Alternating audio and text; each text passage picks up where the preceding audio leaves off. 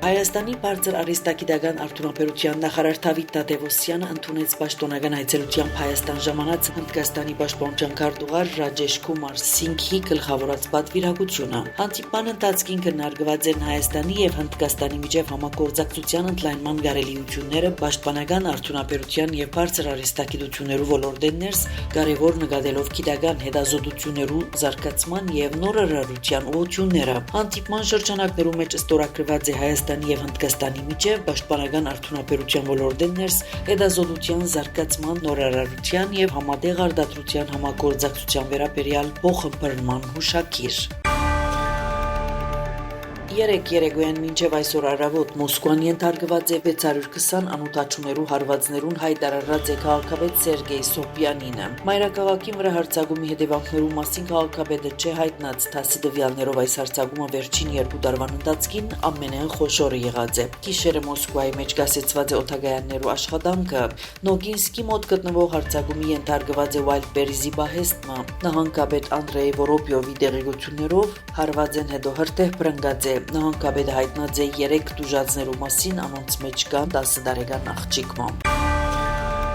Թուրքիո նախագահ Ռեջեփ Թայիփ Էրդողան հերախոսազրույց ունեցած է Ամերիկայի նախագահ Դոնալդ Թրամփին հետ, կողմերը քննարկած են թուրք-ամերիկյան հարաբերությունները, ինչպես նաև դարաձաշրջանային եւ համաշխարհային զարգացումները, ինչպես կհաղորդե Haberler բարբերականը։ Զրույցի ընթացքին Էրդողան անդրադարձած է Ամերիկայի եւ Իրանի միջև լարվածության, ընդգծելով, որ անհրաժեշտ է առավելագույնս օգտագործել թիվանագիտական կարելիությունները։ Անհույս հայտնած է, որ բանակցությունները պիտի շարունակվին եւ նշած, որ Թուրքիան կշարունակի աջակցել խաղաղության ուղղված շանքերուն։ Թուրքիո նախագահը անդրադարձած է նաև Թուրքիո, Սաուդական Արաբիո եւ Պակիստանի մեջ ստորագրված Մեքքեի համատեղ պաշտպանության համաձայնագիրին։ Անոր խոսքով համաձայնագիրի ստորագրությամբ 3 երկիրներ վճռական դիրքորոշում ցուցաբերած են դարաձաշրջանային գայունության եւ անվտանգության ապահովության հարցով։ Էրդողան եւ Թրամփ քննարկած են նաև Գազայի հատվածին ստեղծված իրավիճակը։ Էրդողան ընդգծած է, որ Թուրքիան պիտի շարունակի աջակցել դարաձաշրջանի մեջ գայուն խաղաղության հաստատման եւ Գազայի վերականգնման ուղղված քայլերուն։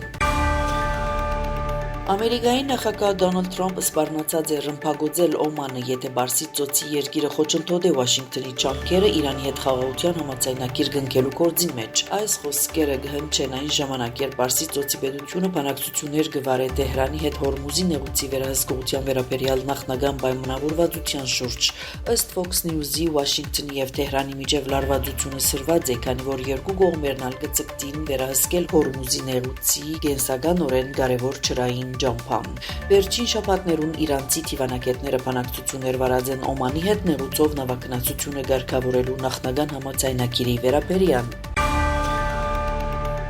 Կոլոմբիայի մեջ օգոստոս 10-ին բադահած երկրաշարժեն ուղագի նյութական վնասը կգնահատվի 9.6 միլիարդ դոլար։ Այս մասին հայտնած է երկրի նախագահը, անոր ուղերձեն հատվածը մեջ բերած է ՏԱՍ գործակալությունը։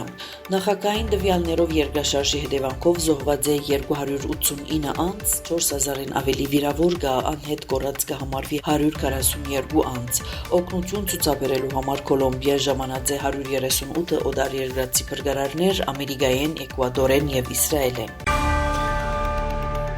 24 ժամվան ընթացքին իսպանական Սեուդայեն Մարոկ վերադարձած են քանի 100 քաղաքականներ։ Այդ կապված է Սեուդայի մեջ քաղաքականներու արժեվ ծառացած կենցաղային ծանր պայմաններով, մասնավորապես սնունդի, ջուրի եւ գացարանի պակասով։ Շատերը ստիպված գիշերած են փողոցներում մեջ, ապավինելով մարդասիրական գազམ་ագերբություններու սահմանափակ օգնության։ Իսպանիոյ իշխանությունները գազམ་ագերբած են հայրենադարձություն։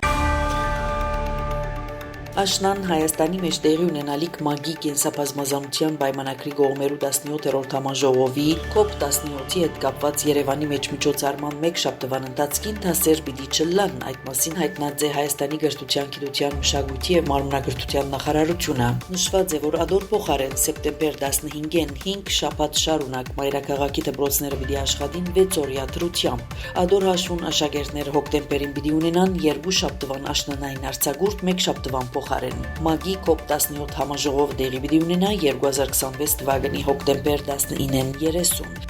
Ձեզի հետ էր Անի Զեհնցյանը։